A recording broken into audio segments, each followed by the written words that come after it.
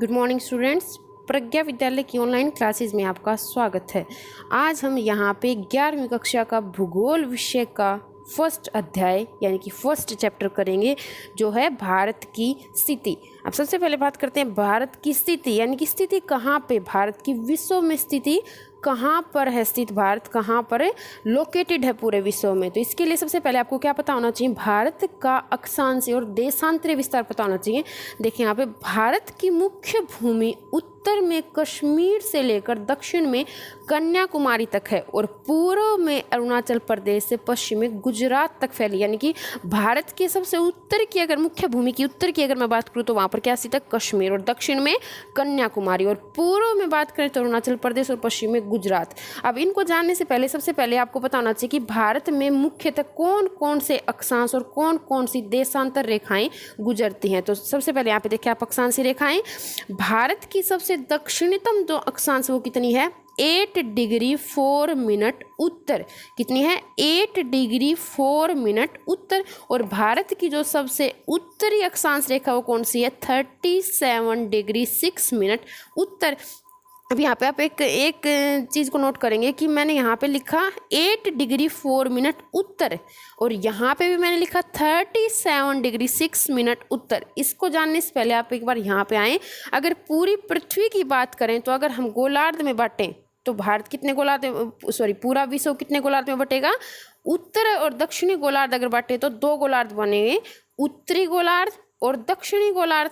और अगर इस तरफ आप देखेंगे तो पूर्वी गोलार्ध, इतना हिस्सा पूर्वी गोलार्ध का, और ये वाला हिस्सा हमारा पश्चिमी गोलार्ध का। अब यहाँ पे आप गौर से देखें भारत कौन से गोलार्ध में स्थित है, तो भारत 0 डिग्री यानी कि भूमध्य रेखा से ऊपर स्थित है। यानी कि कौन से गोलार्ध में स्थित है, उत्तरी गोलार्ध में स्थित है। उत्तरी गोलार्ध में आप लोकेशन देखेंगे तो कितने, 8 डिग्री 4 मिनट, तो पीछे क्या जाएगा उत्तर, और 37 डिग्री 6 मिनट उत्तर। अब तो आपका क्लियर हो गया होगा कि कैसे हुआ ये 8 डिग्री 4 मिनट। इसको कैसे याद रखेंगे, 8 इसका हाफ कर लीजिए, 8 डिग्री 4 मिनट उत्तर, और यहाँ पे क्या करेंगे 37 डिग्री, इसमें से एक कम कर लेंगे तो 6 मिनट, 37 डिग्री 6 मिनट उत्तर।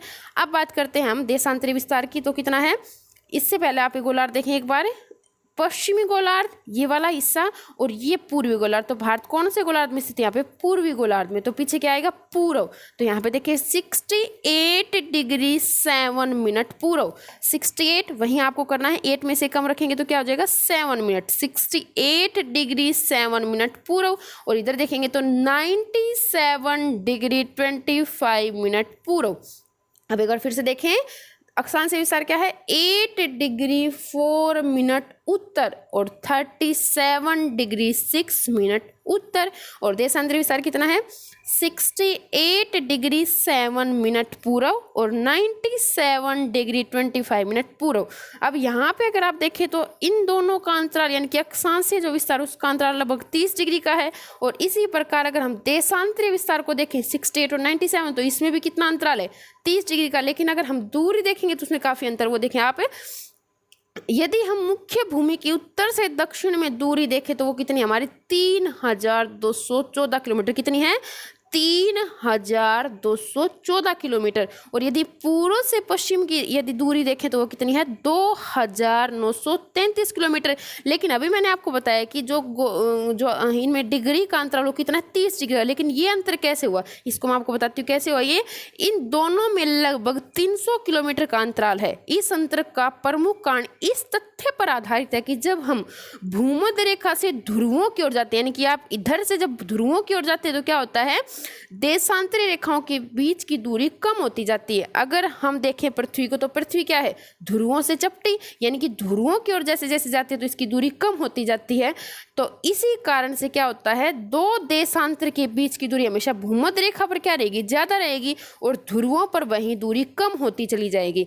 लेकिन अक्षांशों के बीच की दूरी हमेशा हर जगह पर एक समान रहेगी। इसलिए क्या है, यहाँ पे क्या हुआ, अगर हम अक्षांश के बीच की दूरी देखें और देशांतर के बीच की दूरी डिग्री में नोट करें तो 30 डिग्री। लेकिन अगर आप देखेंगे कि उत्तर और दक्षिण की दूरी हमारी कितनी थी, 3214 किलोमीटर, जबकि पूर्व और पश्चिम के बीच यानी कि देशांतरों के बीच की जो लंबाई थी वो क्या हो गई, हमारी कम हो गई। और कितनी हो गई वो 2933। यानी कि अगर पूर्व से पश्चिम अगर हम दूरी देखें तो वो हमारी कितनी है, पूर्व से पश्चिम में हमारी कितनी है, 2933 किलोमीटर है। जबकि उत्तर से दक्षिण की अगर मैं दूरी की बात करूँ तो वो हमारी कितनी है, 3214 किलोमीटर। तो दूरी में आपने देखा कि कश्मीर से लेकर कन्याकुमारी तक की दूरी की मैं बात करूँ तो कितनी हमारी 3214 किलोमीटर। जबकि अरुणाचल प्रदेश से लेकर गुजरात तक की दूरी की अगर मैं बात करूँ तो कितनी हमारी 2933 किलोमीटर है। इसके बाद करते हैं हम भारत के सबसे उत्तर दक्षिण पूर्व पश्चिम पॉइंट की बिंदु की, यानी कि भारत के चरम बिंदु की। तो भारत का जो सबसे उत्तर में स्थित बिंदु है कौन सा, इंदिरा कोल। कौन सा, इंदिरा कोल, जो कि जम्मू कश्मीर में सियाचिन हिमानी, आप सब बच्चों को पता ही होगा कि सियाचिन हिमानी भारत में सबसे ठंडे क्षेत्रों में से एक हिमानी हमारी है, जो जम्मू कश्मीर में स्थित है, बिल्कुल पाकिस्तान की सीमा पर स्थित है, सियाचिन हिमानी पर स्थित है। और इसकी स्थिति कितनी है, 37 डिग्री 6 मिनट उत्तर, जो मैं पहले भी आपको बता चुकी हूँ कि भारत का सबसे उत्तरीतम अक्षांश विस्तार जो हमारा है। इसके बाद बात करते हैं सेकंड, भारत का सबसे दक्षिणतम बिंदु इंदिरा पॉइंट है, जो बंगाल की खाड़ी में अंडमान व निकोबार द्वीप समूह पर स्थित है। अब इसकी स्थिति की अगर मैं बात करूँ तो कितनी है, 6 डिग्री 45 मिनट है। अभी हमने बात करी थी कि भारत का जो दक्षिणतम बिंदु अक्षांशीय जो विस्तार है वो कितना है, मुख्य भूमि का, वो हमारा था 8 डिग्री 4 मिनट। लेकिन अगर मैं बात करूं सबसे दक्षिणतम बिंदु की, तो वो बिंदु हमारा वो नहीं है, वो हमारा बिंदु क्या है, 6 डिग्री 45 मिनट हमारा, यानी कि उत्तर इसके पीछे रहेगा।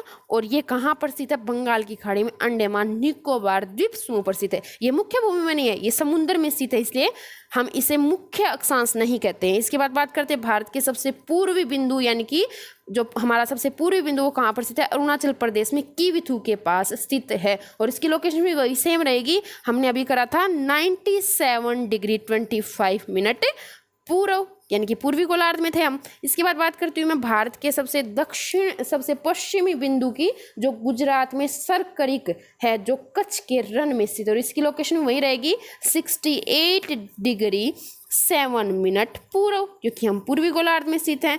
अब आपको इतना तो समझ आएगा होगा कि भारत का जो अक्षांशीय विस्तार और देशांतरी विस्तार वो कौन से गोलार्धों में है, पूर्वी और उत्तरी गोलार्ध में भारत स्थित है, पूरी पृथ्वी पर पूर्वी और उत्तरी गोलार्ध में। इसके बाद कुछ और महत्वपूर्ण रेखाएं हैं, जैसे कर्क रेखा भारत के लगभग बीचों बीच गुजरती है। इसकी लोकेशन आपको पता है कितनी है, 23.5 डिग्री उत्तर। कर्क रेखा कहाँ पे है, 23.5 डिग्री उत्तर में। आप देखिए एक बार कर्क रेखा का भारत में क्या महत्व है।